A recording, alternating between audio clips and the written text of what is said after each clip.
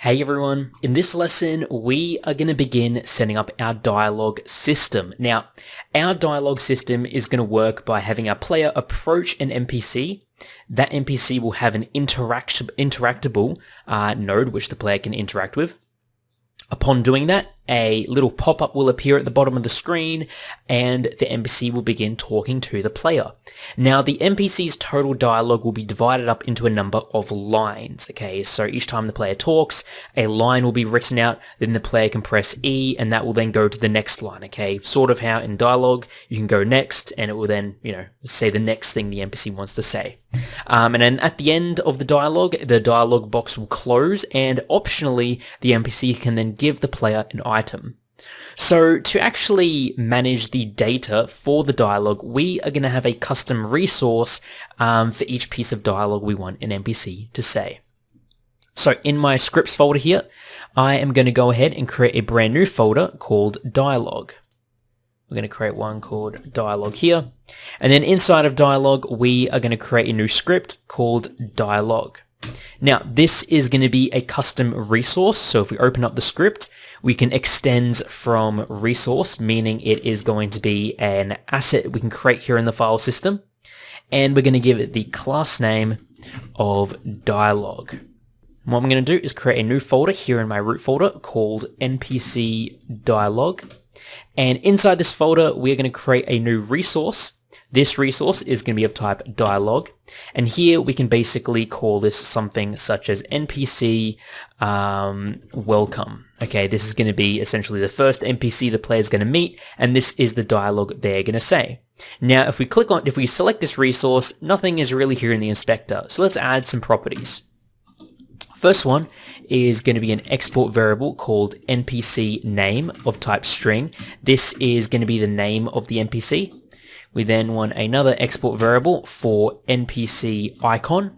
This is going to be the texture that we're going to display to basically show who is talking. Then we're going to have another export variable. This one is going to be called lines of type array containing strings. So this is going to be our dialog lines.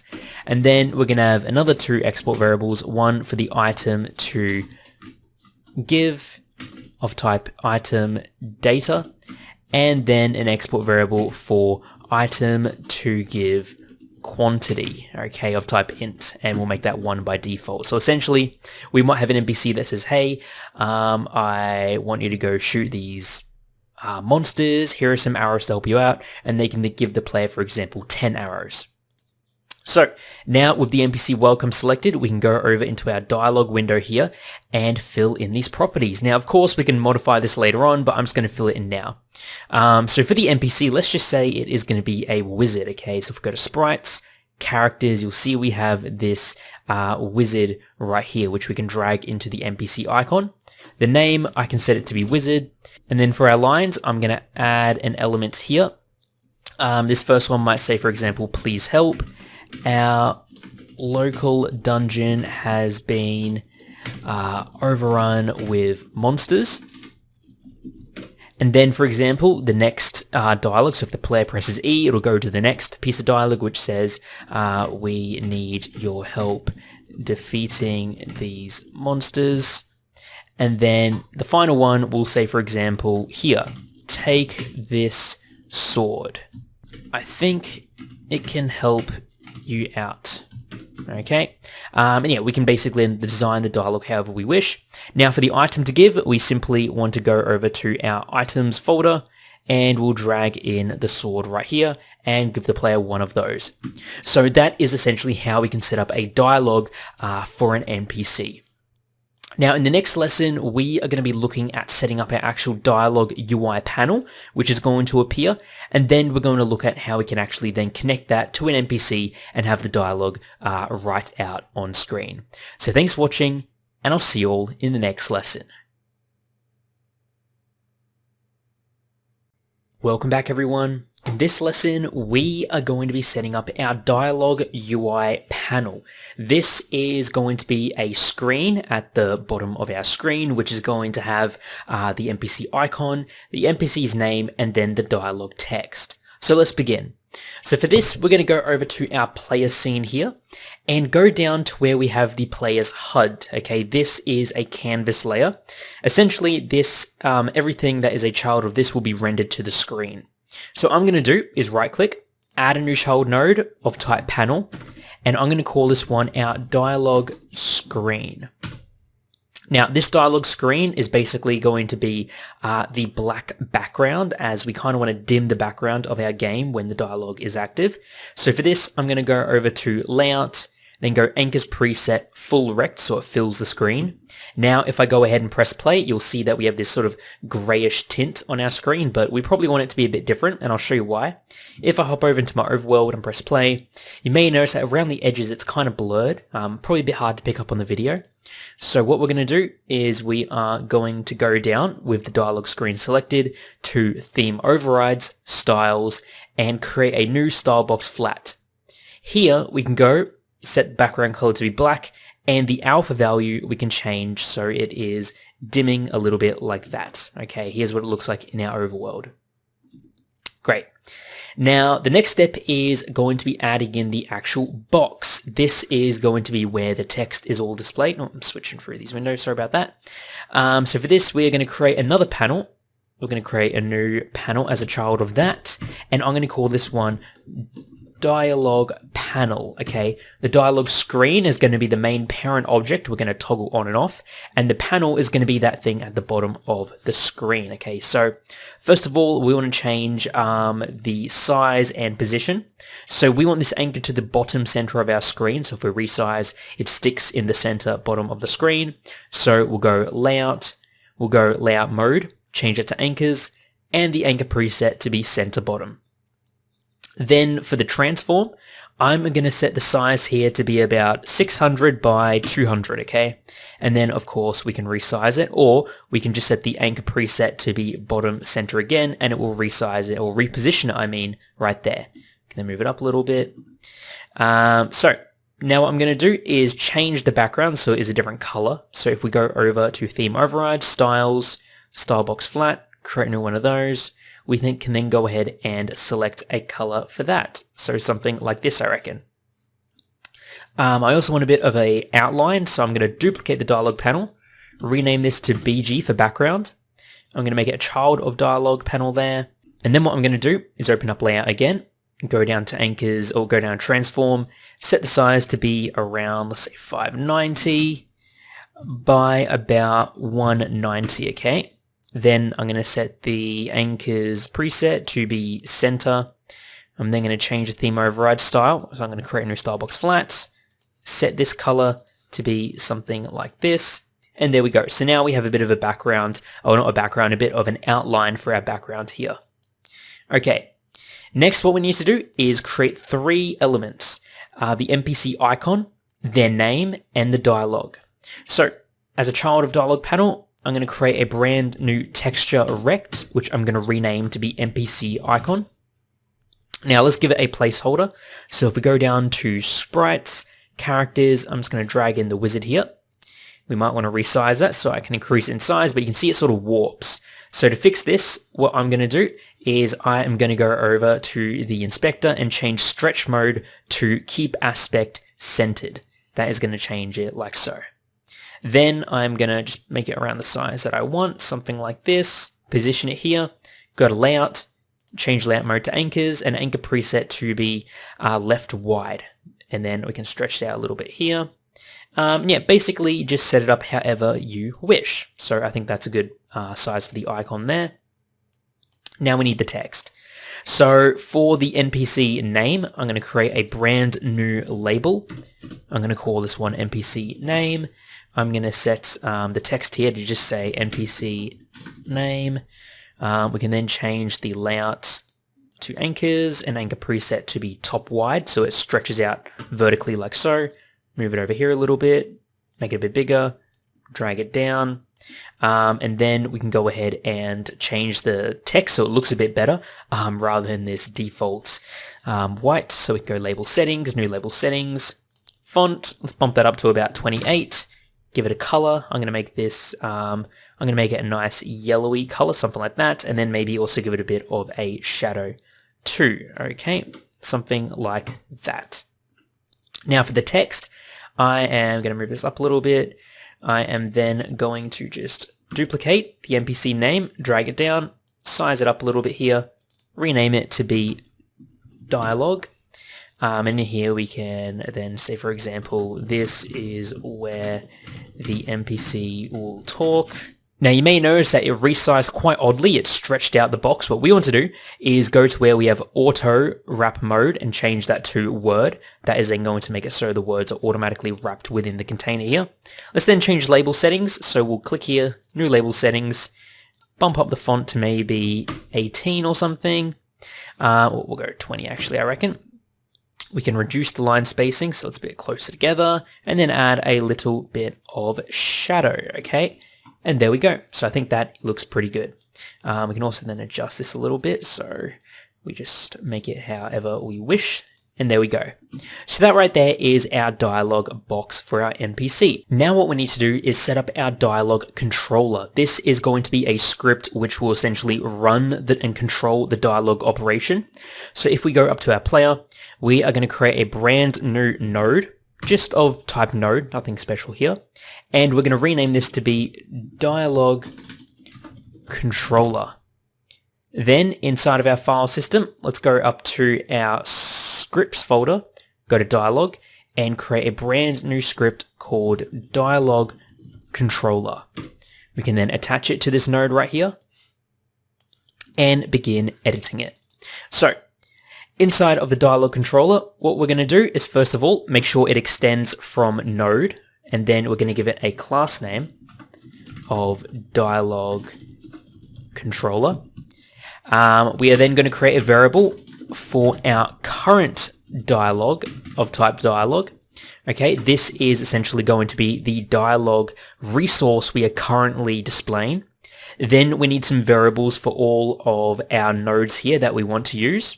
So for example, we have an onReady variable for the dialog screen of type panel, and that is going to equal to the dialog screen right here. We then want to do the exact same thing for the NPC name text, the NPC icon, and the dialog text. Along with this, we also then want an onReady variable for our player, since we'll be needing to access some of the player's properties and changing it. So for example, when the player is talking with an NPC, they can no longer move or attack. So we need a reference to our player. We then need two more variables, one for the visible characters of type float and one for the current line of type int. Visible characters is essentially going to be a number that ticks up over time, and this is how we are going to get that animated text. So it sort of types out the text as we are reading it, okay, and that is what we're going to use this variable for. And current line is going to refer to which index inside of the dialog's lines array we are currently reading, okay? Now, let's lay out our functions. First of all, we're going to have the ready function, and inside the ready function, we're simply going to disable the dialog screen at the start of the game. Then we're going to have the set dialog function, which is going to send over a dialog, and this is going to open up the window and begin displaying the dialog. Then we're going to have the process function, which runs every frame, and this is going to be used to essentially type out the text as we are reading it. Then we want a function for set line. This is going to essentially set the dialog to display a specific line of text. And then finally, we want to have a function for close panel, or close screen, I should say. And this is going to close the dialog screen. Now, in the next lesson, we're going to go through and begin filling in these functions. So thanks for watching, and I'll see you all then. Alright, so let's begin filling in our dialog controller script. So I'm going to start inside of the ready function. When the game first loads up and our player is spawned in, we are going to call the close screen function, which in the close screen function is essentially going to disable the window. So here we can go dialog screen.visible equals false. And we then also want to set our current dialog to be equal to null. And then eventually we're going to make it so that our player is going to no longer be able to move. So he will go toggle, or he will say enable player movement, okay? Because when we open the window, we want to make it so that the player can no longer move or attack, just so that we can't really do anything in the background. Up here inside of set dialog, this is going to be called whenever we want to trigger a new dialog to appear. So here we are going to go current dialog equals dialog. We are then going to open up the window. So dialog screen dot visible equals true. Then we can set, for example, the NPC text and the NPC icon. So NPC name text.text equals dialog.npc name, and then NPC icon.texture equals dialog.npc icon. Okay, then we basically want to set our current line to be the first one. So here we're going to go current line equals 0. Then we're going to call the setLine function, which is going to basically set whatever line we wish to be displayed. So we're going to go setLine dialog.lines 0, okay, the first one. So we are then accessing the first dialog line here and sending it over to the function. Now inside of setLine, we also then want to add a little to do here as well. So to do disable player movement. So here inside of setLine, essentially what we're going to do is we are going to set our visible characters to be equal to 0. Then we're going to set our dialog text's visible characters. So dialog text dot visible characters equals 0 as well.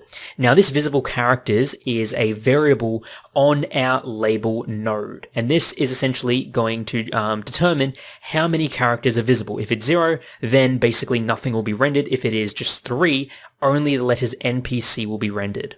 And basically we're going to increase that by 1 to then animate it along. And then finally we want to then go dialog text equals the line. So basically we are setting the text to be whatever we want the line to be, but it is going to be invisible. Then over here inside of process is where we are going to tick up the visible characters. So here we'll go visible chars plus equals, and let's just say 30 times delta. So we're going to do around 30 per second. Then we can go dialog text dot visible characters equals visible chars. Now since this here is a float, we're going to get an error here, so we need to convert it to an int. And the reason why we are using it as a float and not an integer is because we want to increase it gradually over time. Okay, so that is all going to work, and let's actually see if it works. But before we do that, we need to disable the close screen function call here, just so it doesn't close the screen at the start of the game. And if I press play, we should see, as you can see, the text is getting typed out, which is great. Let's do that again just to see if it works. And there we go, the text is typing out. Now let's make it actually type something useful. Okay, so what we're going to do now is down inside of process, we are going to go to a new line and just check to see if we currently have no dialogue being run. So if there is no current dialogue, then return. Otherwise, we are going to check to see if we have pressed the interact key. So if input dot is action just pressed, interact, then what we're going to do is we are going to check one of two things. We're going to check to see if we are at the last line of dialogue. If we are at the last line of dialogue, then close the panel. If we are not, then we want to basically render the next line of dialogue. So here we can go if the length of current dialogue dot lines, if that is equal to our current line plus 1, then that means we have finished our dialogue and we can call the close panel function, or close screen function here. Else, we are going to go current line plus equals 1 and then call set line, sending over our current dialog dot lines current line, just like that. Also to do here is, I'm just going to add a little comment here, give player item. But for now, let's just go ahead and see if this works. So to set this up, I am just going to create a temporary variable here, export var test dialog of type dialog. And then at the start of the game, inside of ready, we'll go set dialog, test dialog. So now if I select my dialog controller, I'll be able to drag in that NPC welcome here. And then if I press play, you'll see we have the wizard and it says, please help, our local dungeon has been overrun by monsters. I press E, it's going to go to the next line of dialogue. And then we have one more line of dialogue here. And then if I press E again, it's going to close the panel. So that's all working great. Now let's make it so we can actually give the player an item, okay? So down here, what we're going to do is when we close our window, before we do that, we want to give the player an item, but only if there is an item to give. So here we'll go if current dialog dot item to give. So if an item exists that we want to give, then we'll simply go player dot inventory dot add item current dialog dot item to give. And there we go. But then we also have the quantity, so we need to put this inside of a for loop here. So we'll go for I in range of current dialog dot item to give quantity, and then we will add it to the inventory like so. All right, so let's play again. Remember, at the end of this dialogue, the wizard should give the player a sword. So let's go through it, and then if we press E again, there we go. We have a sword added to our inventory. So that's all working nicely. Let's see if it works with multiple items. So let's go to the NPC dialog here, set the item to give quantity to be 5, press play, and if we just skip through the dialog here, there we go. We got 5 swords added to our inventory. Just going to revert that back to 1. So yeah, that is our dialogue system now working. We still need to make it so that we can disable the player's movement, and that's what we're going to be setting up in the next lesson. So thanks for watching, and I'll see you all then. Alright, so here where we're going to disable the player's movement, it's not just going to be their movement. It is also going to disable their ability to use their weapons and disable their ability to interact with anything else. So it's essentially going to lock the player down. So what we need to do is first of all add some new variables.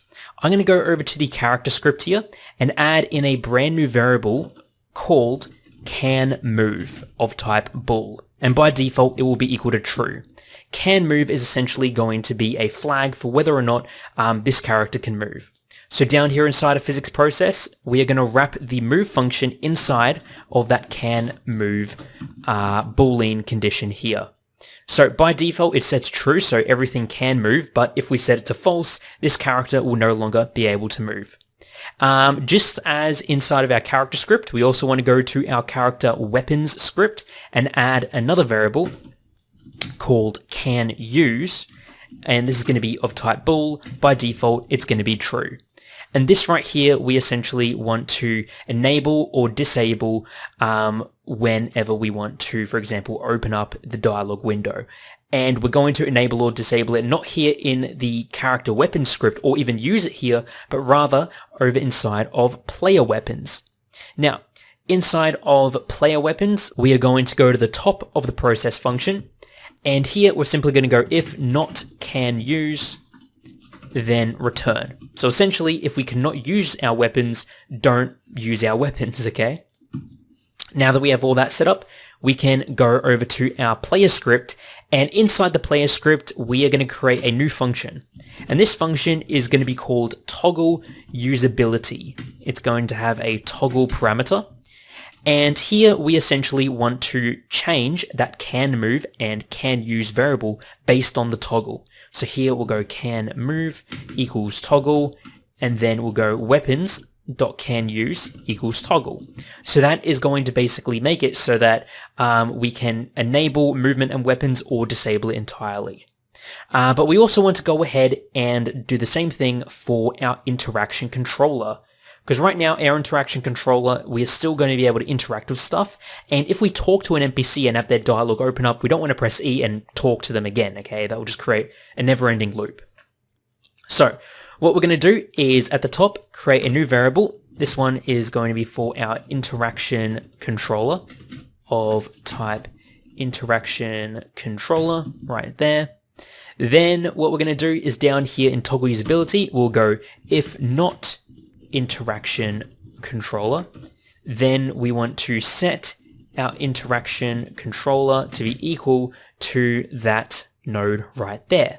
Then what we can do is simply go if toggle, then interaction controller dot enable. Now you may be wondering, what is this enable function? Well, if you remember, on our interaction controller, we set up the enable and disable functions, okay, which essentially enable or disable the ability to interact. So that is why we set that up previously. And then likewise, we'll go else interaction controller dot disable. So there we go. That is how we have that all set up. Now, you may be wondering why we are accessing our node here rather than in an onReady variable. The reason why is because at the start of the game, we might call this before the ready function has had the ability to access this node here. So that's why we are basically checking it here. So now what we can do is go back inside of our dialog controller and call that function. So here where we set the dialog, we want to go player.toggle usability false. So we want to disable everything to do with the player. And then down here where we close the screen, we want to go player.toggle usability true. Now if I go ahead and press play, we should see that the window opens up, but I can no longer move or do anything. Only when I close the window can the player begin moving around again. So that is how we can set up our dialog system. Let's go ahead and remove this test dialog right here. We don't really need that to be there. Now what I want you to do as a bit of a challenge, and this might be a bit of a hard challenge, but I'm going to give it to you anyway. Essentially, I want you to create a brand new interactable here. And then I want you to create a script called Dialog NPC. When that NPC gets interacted with, I want you to trigger that dialog to open up. Okay, so have a go at that. There's quite a few different bits and pieces that you might need to put together in order to set it up, but I want to see if you can do it, and in the next lesson, we'll go through the solution. So thanks for watching, and I'll see you all then. Alright, I hope you had a go at that challenge. Now, let's walk step by step through how to do this. So, what we're going to do is we are going to be creating, and in fact, let's actually disable the window here by default. So I'll go player, and I'll toggle the dialog screen off just so it's a bit easier to work with in our scene. So what I'm going to do is I'm going to create a brand new node 2D. I'm going to call this one Dialog NPC. We can then, for example, move it over here a bit more. We might then want to give it a sprite. So we're going to add in a sprite 2D. I'm just going to call this node sprite, and we can assign this to be the wizard. Okay, there we go. We then want to add an interactable. So I'm going to add in an area 2D. I'm going to call this one interactable. I'm then going to give this interactable a collision shape, which is going to be of type circle. Something like that. And then on the interactable, we want to attach the interactable script. So interactable there. And then here with the prompt, we can say talk to wizard. Okay. Then on the dialog NPC, what we're going to do is create a new script. So I am going to go to the dialog window here, or dialog folder, new script, and say dialog NPC. We can attach that script like so, and then open it up. So this is going to extend from Node2D. We're going to give it a class name of dialog NPC, and then we are going to have two variables. An export variable of type dialog. This is going to be the actual dialog resource we want to say. And then we're going to have an onReady variable for our interactable here, of type interactable equals the interactable here. Now we're going to create two functions. We're going to create ready, and then we are going to create onInteract, which is going to be called whenever the player interacts with the interactable, sending over player, of course. So inside of the ready function, we want to connect the interactable's interact signal to that function. So here we'll go interactable.interact.connect on interact, like so. And then inside the onInteract function, we want to basically access the player's dialog controller, which we don't have yet. So let's go to our player script. And at the top, I am going to create a on ready variable here called dialog controller of type dialog controller equals, and if we go to our player script, we can simply drag in the dialog controller like so. Now inside of NPC or inside of, where is it, dialog NPC, we can simply go player.dialogcontroller.setDialog dialog, and that should work. So back inside of our scene, let's go select the dialog NPC. We can assign the NPC welcome dialog to them, and if we press play, it should work. So let's now navigate down to our NPC over here and talk with them. There we go, it says talk to wizard. I press E and the conversation begins, and you can see I can no longer move and my sword isn't doing anything either, which is exactly what we want. So we can go through the dialogue here, and then once we finish the last one, we get a sword added to the inventory and we can go along and play our game. So yep, that is how we can add dialogue into our game. Feel free to add more NPCs. You might want NPCs explaining some of the history to you. You might want them to explain the world. Maybe even use these NPCs as a tutorial. They might tell you how to move around, how to attack, some combat strategies, stuff like that. They might want to give you some items. There's a whole range of different use cases for this dialogue system.